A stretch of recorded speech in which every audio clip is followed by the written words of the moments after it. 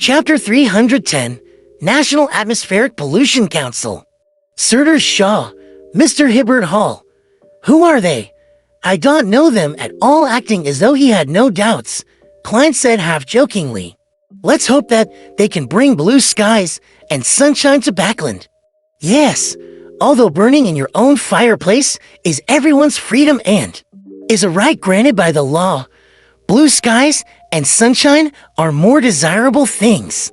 Luke Sammer, a member of the Suit Reduction Association, sighed with emotion and pointed to the hired carriage. We should go. Mary urgently needs some help. Still, and Sammer added, feigning a level of restraint, there might be members of parliament coming to the banquet from the Backland district or from the kingdom. I can imagine the grandeur of this banquet. Klein flattered politely and watched the Sammers board the carriage and leave. As he turned to head for the post office at the end of the street, a postman in a dark green uniform arrived in a carriage and delivered a letter to his letterbox. A letter for me. Klein pulled out a bunch of keys and casually chose the one that was simple and had a brass color. Catcha, the master key easily opened the letterbox. I just need to have this key on me in the future, Klein mumbled as he took out the newspapers he had subscribed to and the letter. The letter was from Isengard Stanton. He had also looked through the old and unresolved serial murders yesterday and had picked out the most suspicious ones. And after obtaining a preliminary confirmation from the police department about the present circumstances of the suspects, he had written to Klein, Kaslana, and the other private detectives that were interested in this angle to share his findings. It included the two cases that Klein had focused on. Great detective minds think alike. The letter I wrote just now was for nothing, Klein joked before returning to the living room. According to Isengard, the random murder cases of people who returned late had resulted in a large number of suspects, but the suspect had never been narrowed down. After so many years, it was very difficult, almost hopeless, to try to find a new clue. One of the first suspects in the other case was a teenager whose mother was also a victim, a prostitute and single mother who had him as her only child.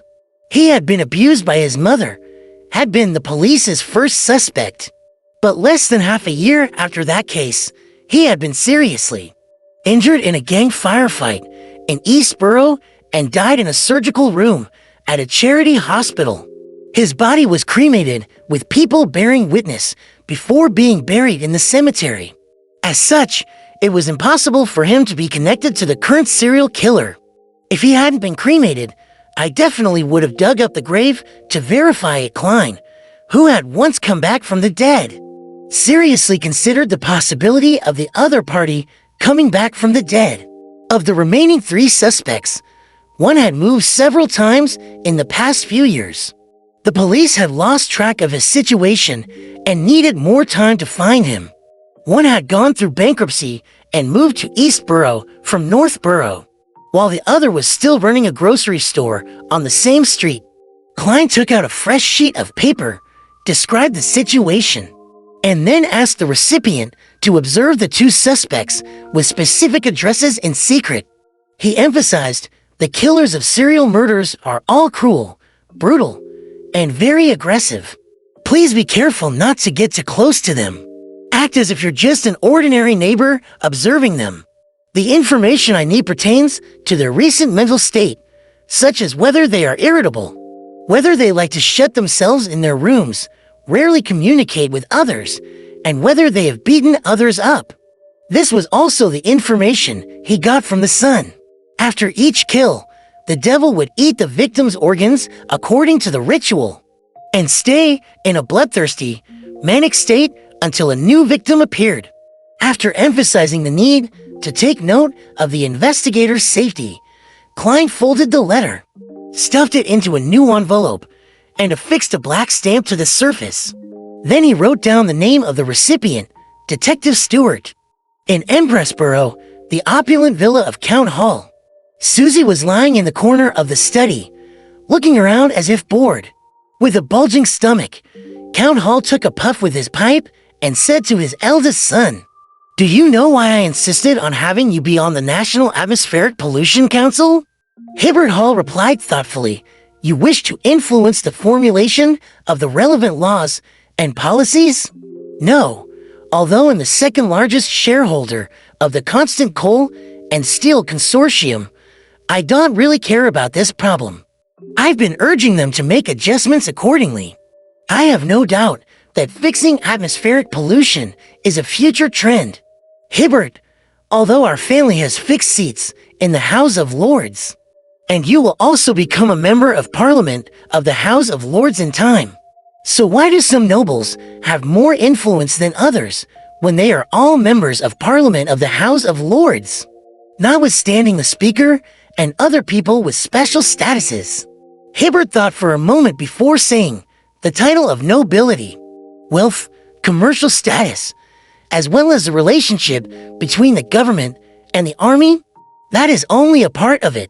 In addition to one's own ability to handle matters, people will always rely on those with rich experience and those who have participated in many similar matters. In the future, if you wish to have any achievement in politics, in addition to inheriting a seat, you will also need to try your best at participating in various matters and display the corresponding capabilities.